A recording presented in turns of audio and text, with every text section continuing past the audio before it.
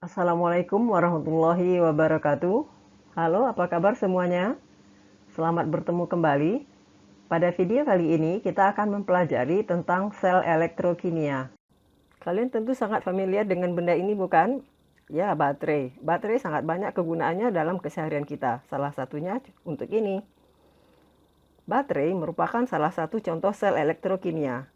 Sel elektrokimia adalah alat yang dapat mengubah energi listrik menjadi energi kimia atau dari energi kimia menjadi energi listrik. Bagaimana baterai bisa menghasilkan arus listrik? Disimak terus ya, jangan di-skip. Sel elektrokimia terbagi dua, yaitu sel Volta atau sel Galvani dan sel elektrolisis. Pada sel Volta, energi kimia dari reaksi redoks yang berlangsung spontan akan diubah menjadi energi listrik. Sedangkan pada sel elektrolisis, energi listrik digunakan untuk melangsungkan reaksi redoks yang tidak dapat berlangsung secara spontan. Contoh yang termasuk sel Volta itu adalah baterai dengan berbagai jenisnya.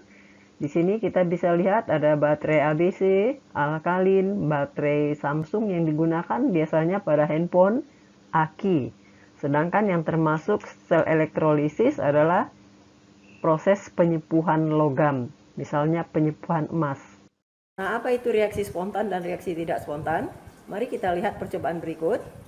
Di gelas kimia yang di sebelah kanan, ini berisi larutan CuSO4 yang berwarna biru.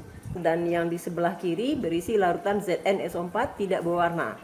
Ke dalam larutan CuSO4 kita akan masukkan logam Zn yang berwarna metalik, ya. Kemudian ke dalam larutan ZnSO4 nanti kita akan masukkan logam Cu. Ini logam Cu-nya. Kita lihat, ini logam Zn kita celupkan ke dalam larutan CuSO4.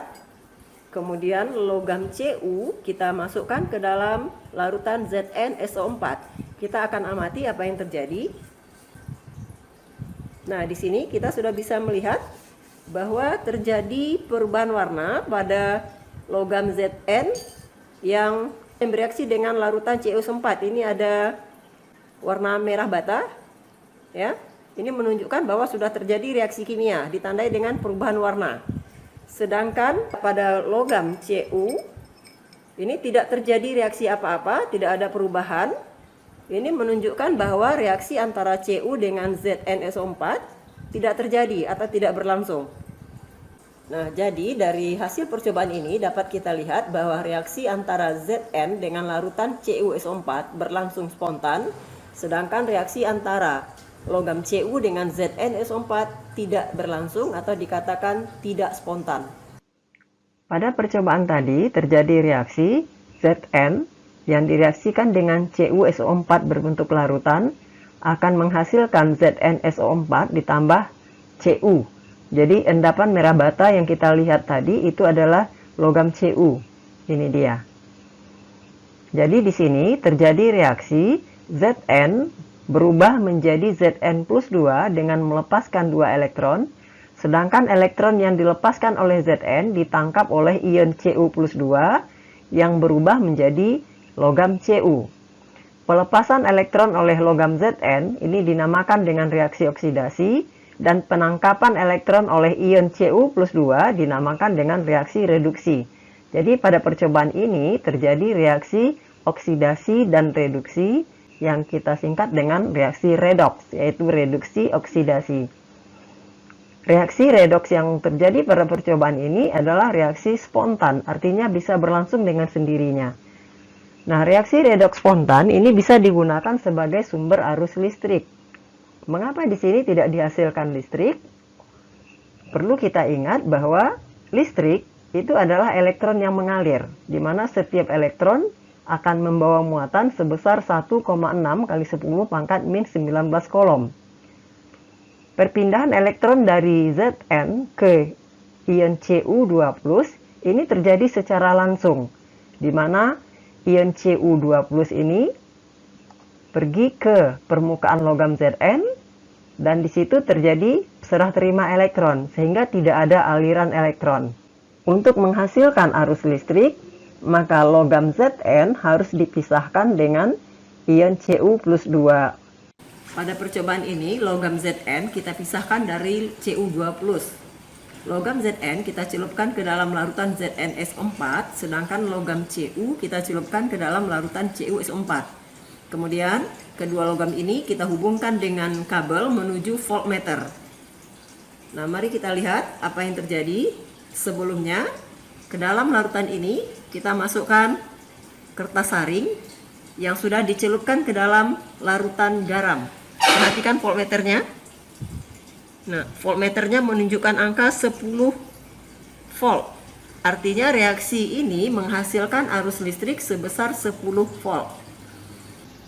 Nah, mengapa harus diberi kertas saring yang sudah dicelupkan ke dalam larutan garam? Mari kita lihat penjelasan berikut. Berikut adalah gambar rangkaian percobaan yang tadi kita lakukan. Pada gelas kimia yang di sebelah kiri diisikan larutan ZnSO4, sedangkan gelas kimia yang di sebelah kanan berisi larutan CuSO4. Kedua larutan masing-masing mempunyai konsentrasi 1 molar.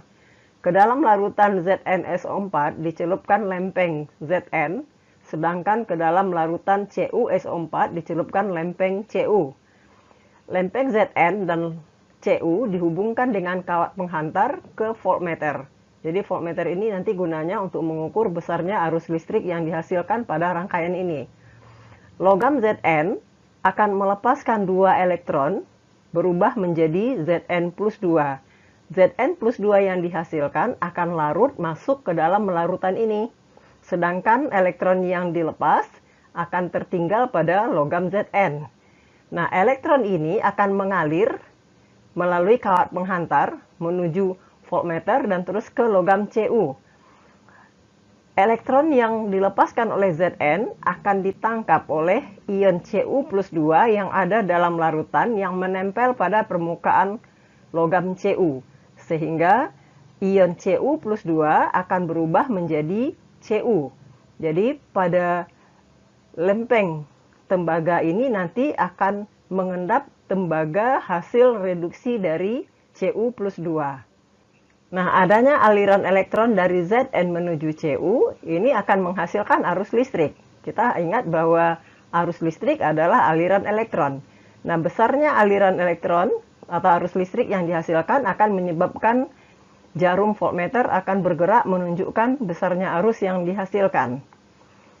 Mengapa pada percobaan tadi kita menggunakan kertas saring yang sudah dicelupkan atau yang sudah dibasahi dengan larutan garam? Di sini kertas saring yang dibasahi dengan larutan garam disebut dengan jembatan garam. Jadi isinya adalah ion Na+ dan Cl-. Perhatikan di sini bahwa hasil oksidasi Zn menghasilkan Zn plus 2. Zn plus 2-nya akan masuk ke dalam larutan. Ini akan mengakibatkan larutan ini bersifat positif karena Zn plus 2 bermuatan positif. Akibatnya, oksidasi lanjutan dari Zn ini akan terhenti. Nah, maka dari itu, kedua larutan ini dihubungkan atau diberi jembatan garam, di mana ion negatif dari garam akan menetralkan kelebihan muatan positif pada gelas yang di sebelah kiri. Sedangkan pada gelas yang di sebelah kanan, karena ion Cu plus 2-nya mengendap, berarti larutan yang di sebelah kanan nanti akan bermuatan negatif. Nah, muatan negatifnya ini akan dinetralkan oleh muatan positif dari garam yang ada pada larutan di jembatan garam ini. Sehingga larutan pada ZnSO4 yang di sebelah kiri dengan yang di sebelah kanan akan stabil. Artinya, reaksi oksidasi dan reduksi akan terus berlanjut. Arus akan tetap dihasilkan. Nah, rangkaian ini dinamakan dengan rangkaian sel volta. Logam Zn dan logam Cu pada rangkaian ini dinamakan dengan elektroda. Karena pada logam Zn dihasilkan elektron yang bermuatan negatif, maka logam Zn dinamakan dengan anoda. Logam Zn ini adalah anoda yang bermuatan negatif, karena di sini tadi dihasilkan elektron, sedangkan logam Cu-nya ini dinamakan dengan katoda yang bermuatan positif. Di anoda terjadi reaksi oksidasi Sedangkan di katoda terjadi reaksi reduksi.